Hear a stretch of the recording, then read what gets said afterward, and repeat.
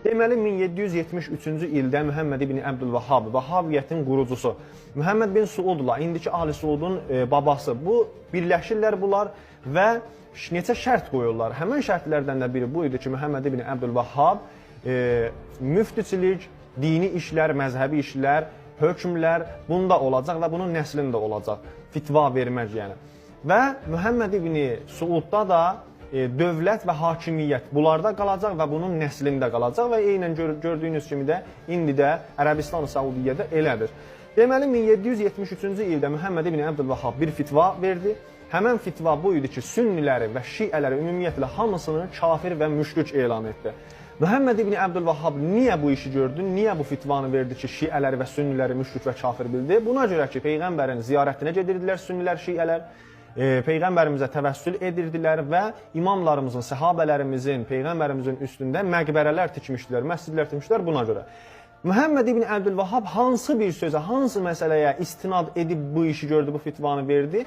Peyğəmbərimiz sallallahu aleyhi və səlləmdən gələn bir hədis ki, buyurur, Yəhudilər kimi, Məsihlər kimi öz Peyğəmbərinizin üstün və yaxud özün məscid qərar vermək, yəni onu səcdəgah qərar vermək, ona səcdə etmək. Peyğəmbərimiz buyurdu, yəni Peyğəmbərinizi ilahlaşdırmayın, ona səcdə etmək, nəinki onun ziyarətinə getmək, ona təvəssül etmək.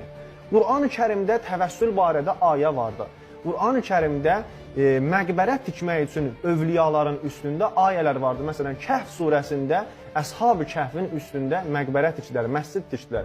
Nəinki gedib orada Əshab-ı Kəhfi ibadət edirdilər, bəlkə orası üçün övliyanın qəbri oldu, övliyanın qəbirlərinin üstündə məscid oldu. Bu özünə görə bir şən yaradır, özünə görə bir fəzilət yaradır ki, Allah Teala'nı orada ibadət edirdilər. Kimin yanında? Allahın övliyalarının, Allahın ən sevdiyi şəxslərin yanında Allah Teala'nı ibadət edirdilər. Deməli, Muhammed ibn Abdülvahhab ifratçı bir şəxs bu məsələyə görə, bu hədisə görə bütün sünniləri, şiələri müşrik elan etdi, kafir elan etdi və 1773-cü ildə Riyaz və Nəcdə hücum etdi. Riyaz indiki Ərəbistan Saudiyyənin paytaxtı və Nəcdə onların Ərəbistanın bir bölgəsidir. Tarixdə yazılır ki, bu hücum 30 il çəkdi. 30 il çəkdi. Tarixdə yazılır ki, Riyazda o qədər bu işid vəhabilər, cinayətlər törətdilər, soyqırımlar etdilər, oranı qarət elədilər. Qarət elədilər oranı, tarixə sığışmaz bu işlər, tarixə sığışmaz bu qara günlər.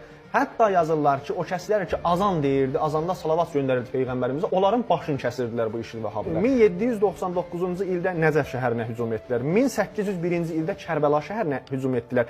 Üsmani ibn Buşri Nəcdi, Həmbəlidir, Vəhhabidir özü də. Həmən illərdə o ilin, yəni 1801-ci ilin hadisələrində yazır ki, tarix kitabının da adı Ünvanul Məcd fi Tarixi Nəcd adındadır.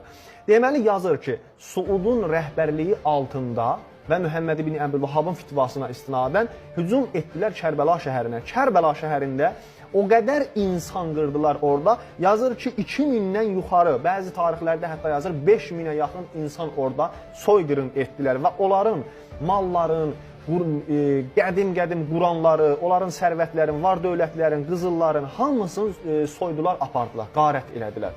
Bu həmən işid vəhabilər. Budur, vəhabiyyət budur. Müsəlmanı soyurlar, kafir qalır o tərəfdə, İslam əleyhinə işləyir. Gəlin müsəlmanları soyqırım edirlər, müsəlmanları qarət edirlər. Vəhabilər budurlar. Elə o zamanlardan da ta gəldi çıxdı indiyə qədər 2013-cü ildə gördünüz nə işlər baş verdi, nə işlər törətdilər, nə cinayətlər törətdilər Suriyada, İraqda.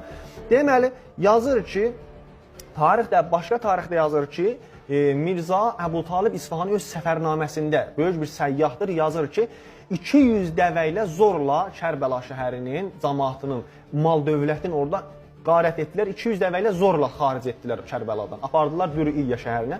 Dürüiyyədə deyir ki, bir kasıb, yoxsul bir şəhər idi ki, orada vəhabilər orada quruluşdu və birləşdilər orada Muhammed ibn Suudla və deyir ki, bu cinayətləri törətdikdən sonra, bu soyqırımlar, qarətlər eləyəndən sonra Dürüiyyə şəhəri başladı şöhrətə mindi.